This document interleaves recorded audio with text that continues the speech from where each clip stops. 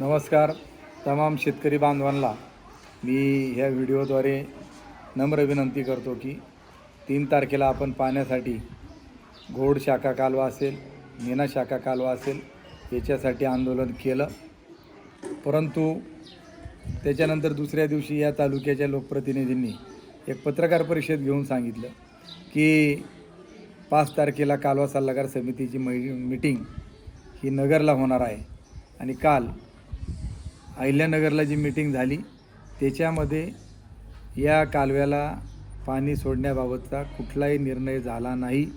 लोकप्रतिनिधी तिथं हजर होते, त्यांना देखील माहिती का चर्चा अशी झाली की कुकडी प्रकल्पामध्ये जे पाण्याचं रोटेशन करायचं आहे त्याच्या संदर्भामध्ये पिण्याच्या पाण्याकरता आपण जिल्हाधिकाऱ्यांकडून सगळे अहवाल मागू आणि त्याच्यानंतर फेरनियोजन करू।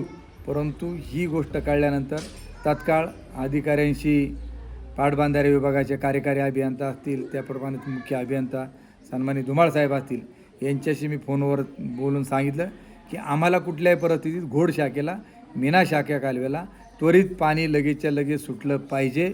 जर पाणी त्या ठिकाणी सुटलं नाही तर आम्ही तीव्र स्वरूपाचं आंदोलन करू। तुम्ही फेर मंत्र्यांकडे मागणी मांडा की घोड शाखेला आणि मीना शाखेला कुठल्याही परिस्थितीत पाणी सुटलं पाहिजे, नाही तर आम्हाला पुन्हा आक्रमक पवित्रा घ्यावा लागेल।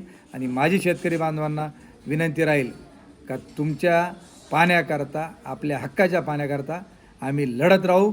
तुम्ही सतत आमच्या पाठीमागे आहात, पुढे राहाल आणि आम्ही त्याच्यामध्ये मागे हटणार नाही एवढं सांगतो। धन्यवाद।